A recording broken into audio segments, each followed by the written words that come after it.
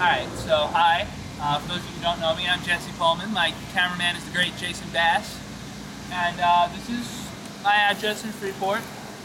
And we just got into town. Just got back from my hurricane hideaway. And we're just looking around to see what exactly the property damage might or might not be. My neighbor's running a generator. And the first thing I noticed, this thing. And the reason I noticed it is, I have no idea what it is. Now the garbage can, I know what that is. The different pots and stuff, yeah, I mean, I grow plants, tried tomatoes, strawberries, all good stuff. I wrote an article about it once.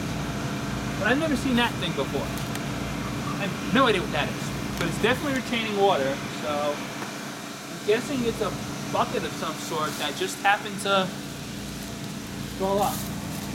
We got a damaged tree here. This old maple tree, I mean, this is old. It goes back to when I was born, I think. Something there about it. Check out the back of the house. And I want to stop right here.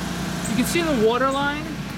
It's about here. Now, we're on the corner of Miller and Ray, which it sounds like it's pretty far south, because it's south of Atlantic, technically, but it's actually sort of on almost a hill. So really, this is like the worst I've ever seen it. I've never seen it even get to our driveway, let alone up to the house itself. So this is kind of new territory even for me. I'm talking Hurricane Glory, I remember. It doesn't look like anything got in here, but I can't tell, and I don't have the key on me. Tell we're all wearing boots here, so we don't know what exactly we're walking into. Old firewood, grill.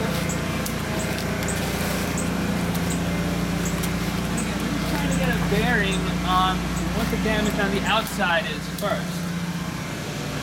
I mean, it doesn't look good. This isn't good. This bush is not supposed to be that way. But, I mean, the bush could be in the window. It could be in my neighbor's yard. I guess that says something. Now later on, we're going to actually head further south if we can. And again, we're doing this with all extreme levels of caution because we don't know what's going on. We don't know if there are down power lines. We don't know if there's, animals hanging around in the water. We don't know if the sewer lines got compromised and any flood water that looks okay is really like bacteria ready to eat your feet. We don't know. So right now we're going to look in the house. Probably the first floor is going to be okay, and then we're going to look in the basement, see a turned over refrigerator, grumble about it, and then give up on it. Find the key. There's also people, like the mayor said, don't put garbage bags out. Clearly somebody didn't follow that advice, so thank you, whoever that happens to be. What if there's any mail? Nope.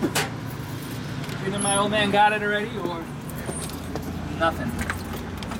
Hopefully the lighting in the house is okay. I don't think we have power yet, but I'm not sure. I guess we're going to find out. We're not going to know that anyway because we don't have the breaker. And I'm an idiot. I left the flashlight in the car. So, do you want me to go get that or? We could use my iPhone. Oh, that works. This is my dad's. This is a funny little story. My dad was actually cooking dinner, getting some food made up, when the power went out here. And this was a planned power outage. It was, I saw it actually on Facebook on my phone just before they pulled it. Oh, here we go. Here's my dad's light. It's not the best, but it's something. And we're just going to look in the... Oh, yep, flood.